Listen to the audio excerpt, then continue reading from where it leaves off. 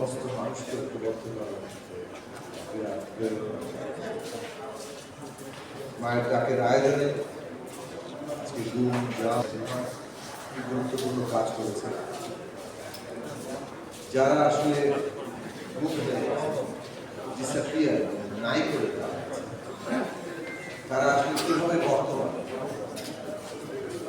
সেইটিও তিনি করার চেষ্টা করেছেন। তাদের খবর পত্রিকায় ছিলেন, তার নামে এই তার পরিচয় তাকে আর পাওয়া যাচ্ছে এবং কিভাবে এই যে একটা মানুষ নাই হয়ে যাওয়া তার পরিবার পরিজন তার আগত সন্তানদের বেড়ে ওঠা তার জীবন কাটে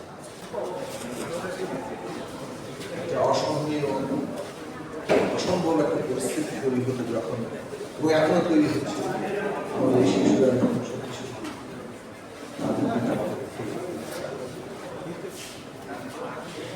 তাদের সেই কামনা আমাদের এটা সহ্য করা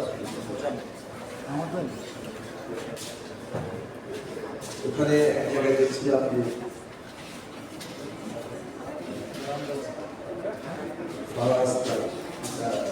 যখন তাকে গুম করা হয় সে যখন তার মায়ের পেটে জন্ম হয়েছে এখন 9 বছর ধরে তিনি ভাবছেন যে এই বুঝি করা লাগে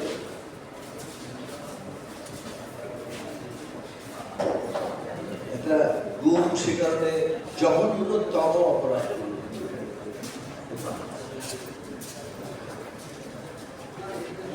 একজন মানুষকে নাই করে দেওয়া, তিনি জীবিত না মৃত,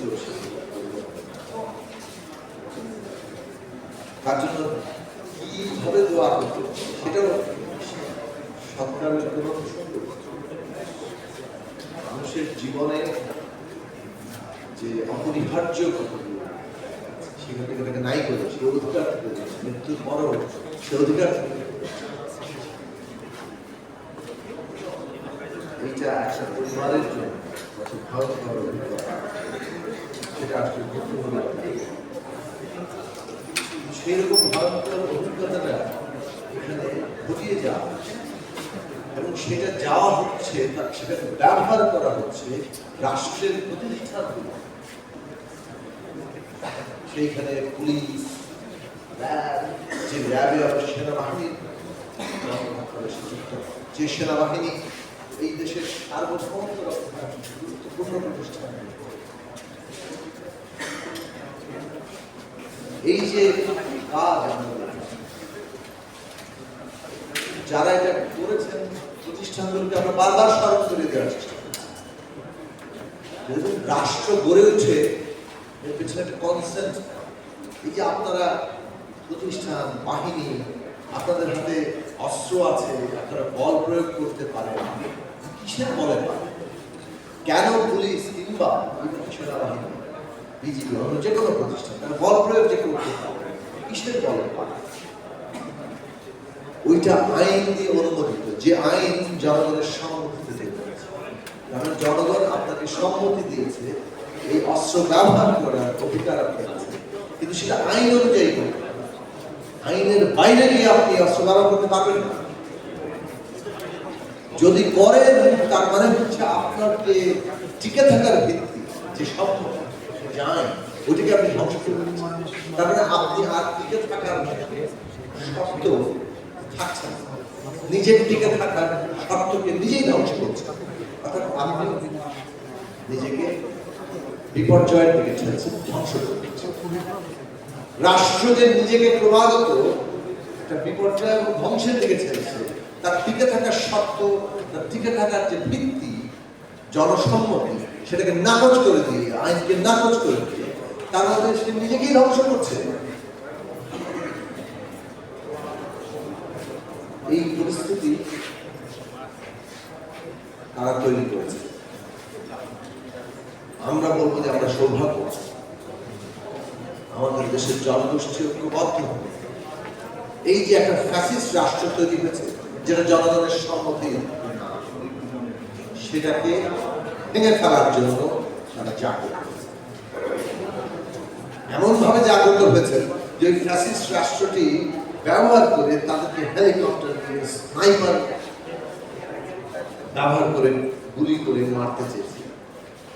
ওই যে কি বলে এসিপি, যত ধরনের এডিসি, অত্যাধুনিক যত মারণাস্ত্র পুলিশের হাতে দেওয়া আছে, সেগুলো আবার তারা প্রাইভেট বাহিনী, দুটা বাহিনীকে দিয়েছে। এবং সম্মিলিতভাবে তারা কিভাবে আমাদের সন্তানদেরকে, এখন পর্যন্ত আমি শুনলাম সেদিন ছাত্ররা জানিয়েছে যে 1521 জনের মতো তালিকা তৈরি হয়েছে। এটাও সমাপ্ত। আমরা শহীদের সংখ্যা পুরোপুরি এখন জানি না, ওদেরকে হত্যা করা হচ্ছে, ব্যবহার করার চেষ্টা করা হচ্ছে রাষ্ট্রের প্রতিটি বাহিনীকে দিয়ে মানুষ হত্যা করে ক্ষমতা চলে আসে। মানুষ যে রাষ্ট্র ইতিমধ্যেই তার ওই জনসম্মতি হারিয়ে ফেলেছে, কারণ সে আইন ভঙ্গ করে জনগণকে হত্যা করছে, নিজের নাগরিককে। তারা বলছে তারা নাকি সন্ত্রাস দমন, তারা বলছে তারা নাকি মুক্তিযুদ্ধের চেতনা রক্ষা করছে। তো মুক্তিযুদ্ধের চেতনা রক্ষা করতে গিয়ে, সন্ত্রাস দমন করতে গিয়ে, শান্তি শৃঙ্খলা করতে গিয়ে যখন মানুষ মেরে ফেলা এটাই হয় পথ, তখন বুঝতে হবে যে এদের আর কোনো ভিত্তি নাই, এদের আর কোনো শক্তি নাই। এই কথাটা আমাদের মনে রাখা দরকার। কোনো একটা সমস্যার সমাধান করার জন্য আমরা মানুষকে মেরে ফেলাটা সমাধানের পথ বের করেছি। এইটা যেখানে সমাধান, সেই বুঝতে হবে ওই সমাজ, ওই রাষ্ট্র, ওটার টিকে থাকার ভিতরে কোনো শক্তি নাই।